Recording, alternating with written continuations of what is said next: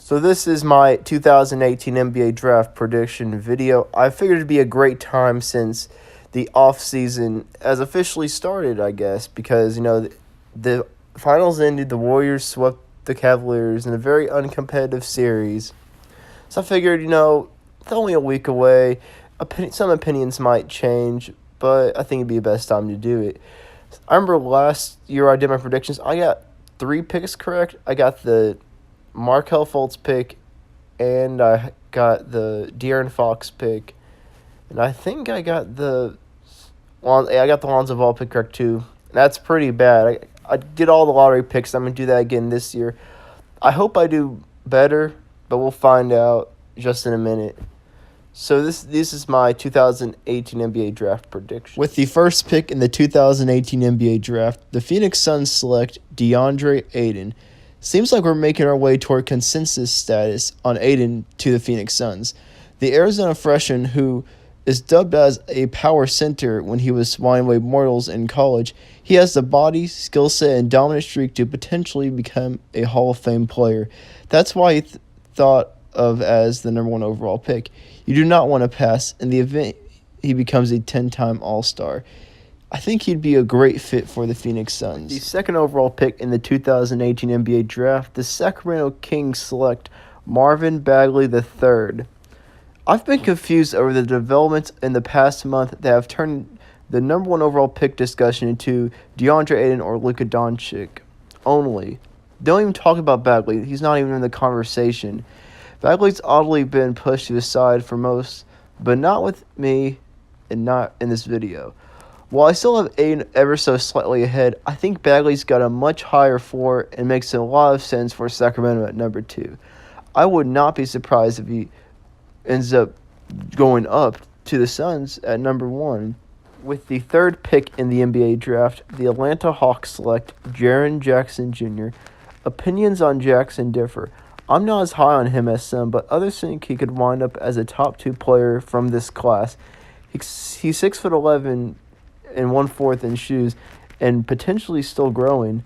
Gobs of upside here. Going to Atlanta would allow him the room to grow, but also get playing time fairly immediately. Most importantly for Jackson is the roster situation for Atlanta.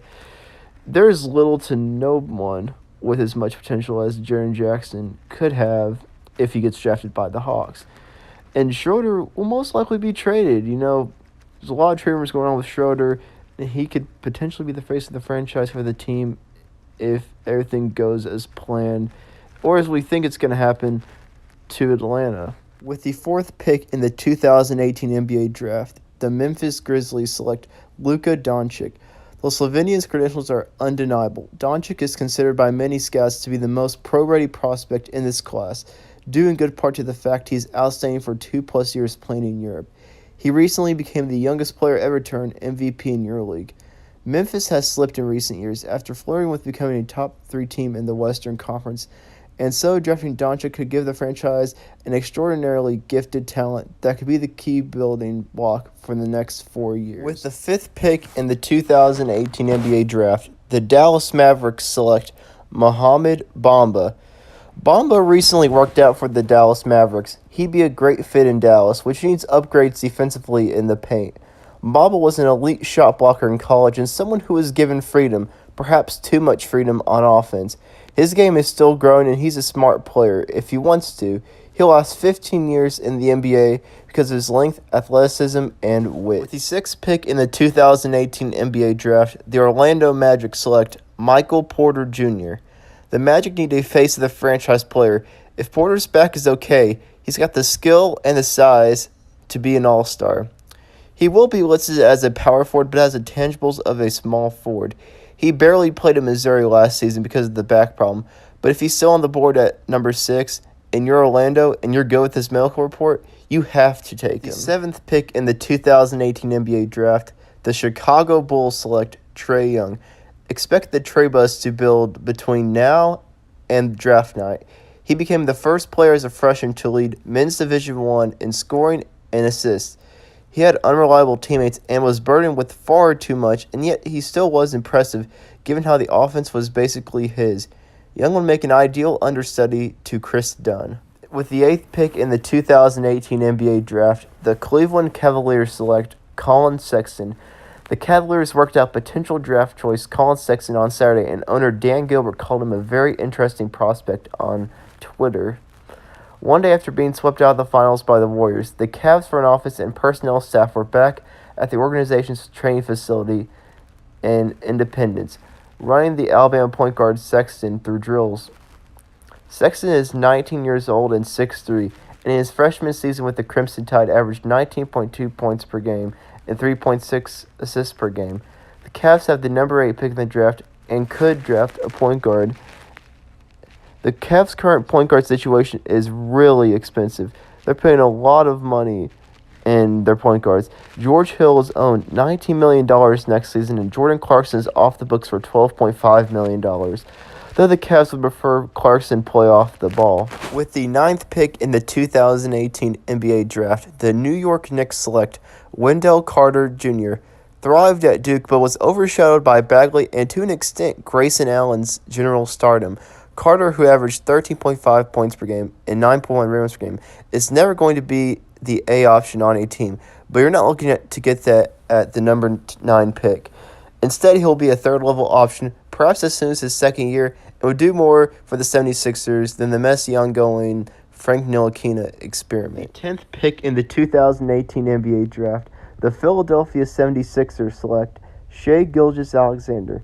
Gilgeous-Alexander joins Trey Young as the 2 projected lottery picks who were nowhere near the first round, let alone the top 60 picks back in early November. The Kentucky point guard proved to be high IQ, constantly making winning plays, and largely indefatigable.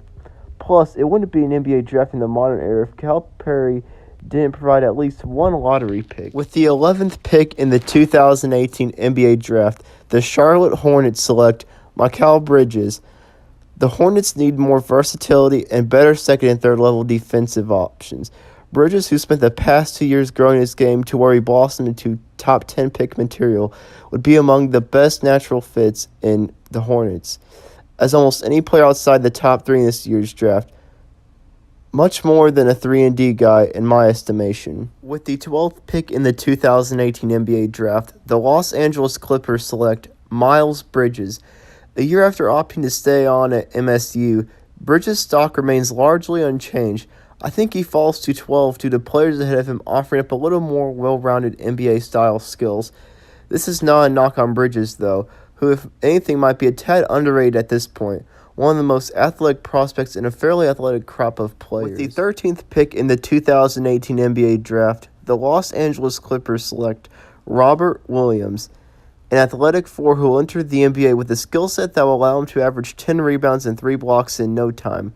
Very athletic, sporting a 7'5" wingspan, Williams passed on the combine this season. Confident or not, wanting further exposure, I'm banking on a team being smitten with his ceiling.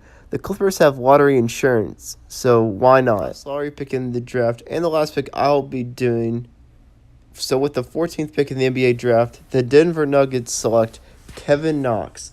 Knox is going to be drafted high because he looks the part, and general managers will see a solid third option on offense if he finds his ceiling. Knox was the most talented player on Kentucky's roster last season. He needs more aggressiveness to his game, but ultimately he's equipped to fit well in Denver's scheme.